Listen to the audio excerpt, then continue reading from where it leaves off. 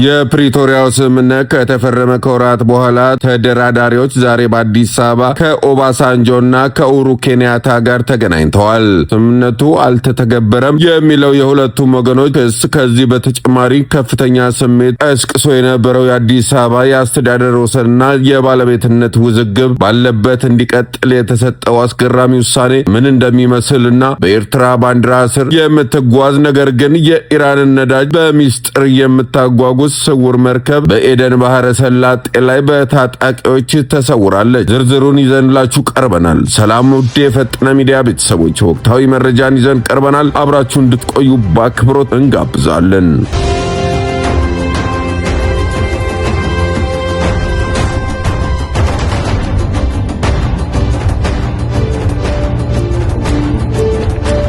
የፕሪቶሪያው የሰላም ስምምነት ከተፈረመ ወዲህ በሂደቱ ላይ የሚታዩ ክፍተቶችንና ወቅታዊ ማነቆችን ለመፍታት ያለመ ከፍተኛ የምክክር መድረክ በአዲስ አበባ መካሄድ ጀምሯል። ከጉዳዩ ጋር ቅርበት ያላቸው ምንጮች እንዳረጋገጡት በጀነራል ጻድቃን ገብረትንሳኤና በአቶ ጌታቸው ረዳ የሚመራው የህወሓት የሰላም ተደራዳሪ ቡድን በዚህ ዕለት ከአፍሪካ ህብረት የቀንድ አፍሪካ ልዩ መልእክተኛና ከቀድሞ የናይጄሪያ ፕሬዝዳንት ኦሉሴጉን ኦባሳንጆ፣ ከቀድሞ የኬንያ ፕሬዝዳንት ኡሁሩ ኬንያታ እንዲሁም ከሌሎች ከፍተኛ የሰላም አደራዳሪዎች ጋር ይፋዊ ውይይቱን ጀምሯል። የዚህ ውይይት ዋና ትኩረት በፕሪቶሪያ ስምምነት መሰረት መከናወን የነበረባቸው የመልሶ ማቋቋም፣ የህገ መንግስታዊ ስርዓት መመለስ፣ የኃይል ዕጣ ፈንታና የወሰን ጉዳዮች ትግበራ ያለበትን ደረጃ መገምገም ነው። ሁለቱም ወገኖች በየፊናቸው ስምምነቱ ሙሉ በሙሉ አልተተገበረም በሚሉበት በዚህ ወቅት አደራዳሪዎቹ ክፍተቶቹን ለመሙላትና ሂደቱን ወደ ተሻለ መንገድ ለመምራት ያለ አቅጣጫ ያስቀምጣሉ ተብሎ ይጠበቃል። ከዚህ በተጨማሪ የአፍሪካ ህብረት ከፍተኛ አደራዳሪዎች ከአዲስ አበባ ውይይት በኋላ የመስክ ምልከታ ለማድረግና ከተለያዩ የህብረተሰብ ክፍሎች ጋር ለመመካከር ወደ መቀለ ከተማ እንደሚያመሩ ታውቋል። በሌላ በኩል በሀገራዊ የምክክር ኮሚሽን አደራዳሪዎችና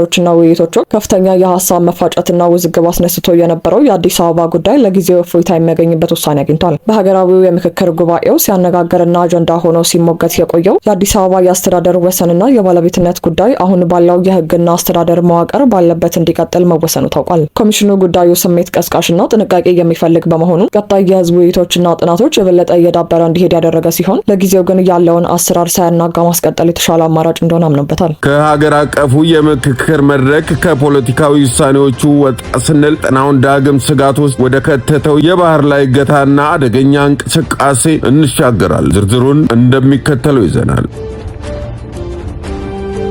የቀይ ባህርና የኤደን ባህረ ሰላጤ ቀጠና በድጋሚ በባህረ ወንበዴዎች ስጋት መታመስ የጀመረ ይመስላል። ትናንት በየመን የባህር ጠረፍ አካባቢ በነዳጅ ጫኝ መርከብ ላይ የተፈጸመው ያልታሰበ እገታ በቀጠናው ከጊዜ ወደ ጊዜ እየሰጋ የመጣውን የባህር ላይ ዘረፋና የደህንነት ስጋት ዳግም አጉልቶ አሳይቷል። ርዝመቱ 177.9 ሜትር እንዲሁም ስፋቱ 28 ሜትር የሆነው ሲቡዋን የተሰኘው ነዳጅ ጫኝ መርከብ በህጋዊ ሰነዶቹ ላይ የኤርትራን ባንዲራ እያውለበለበ እንደሚጓዝ የመርከቦቹን እንቅስቃሴ የሚከታተለው ማሪን ትራፊክ አረጋግጧል። መርከቡ ነሐሴ 2 ቀን ኡማኖ ሺናሳንቺ ወደብ ተነስቶ ወደ ሱዳኗ ፖርት ሱዳን በመጓዝ ላይ የነበረ ሲሆን በተያዘለት መርሃ ግብር መሰረትም ነሐሴ 22 ቀን መድረሻው ገብቶ እቃውን ማራገፍ ነበረበት። ነገር ግን በየመን የባህር ጠረፍ አካባቢ በሚገኘው የኤደን ባህረ ሰላጤ ላይ በ6 ታጣቂ የባህር ወንበዴዎች ድንገተኛ ወረራ ተፈጽሞበታል። ታጣቂዎቹ በየመኗ ሙካላ ወደብ አቅራቢያ መርከቧ ላይ በመውጣት በመርከቧ ውስጥ የነበሩ 20 ያህል የባህር ላይ ሰራተኞች በማገት መርከቧን ሙሉ በሙሉ በቁጥጥራቸው ስር አውለውታል። የአውሮፓ ህብረት ጸረ መርከብ እገታ ሚሽን እንዳስታወቀው ከሆነ ታዋቂዎቹ አሁን ላይ መርከቧን አቅጣጫዋን አስቀይረው ወደ ሶማሊያ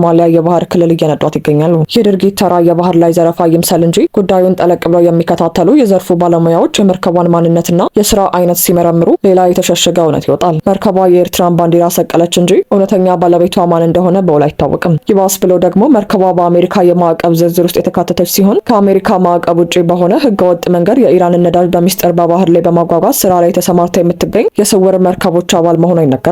ይህ እገታ በቀጠናው አሁንም የህግ በላይነት መላላቱንና ህገወጥ ንግድ ለወንበዴዎች ተጋላጭ መሆኑን በግልጽ ያሳያል። መርከቧ በሰላም ወደ መዳረሻዋ ትመለስ ወይስ የባህር ላይ ወንበዴዎች ሌላ ድራማ ይሰራሉ የሚለው ግን ወደፊት የሚታይ ይሆናል። የዛሬው መረጃችን እነዚህን ይመስሉ ነበር። የፈጠነ ሚዲያ ቤተሰብ በመሆን እንዲሁም የደውል ምልክቷን በመጫን ወቅታዊ መረጃዎችን ያገኙ። ሰላም ቆዩ።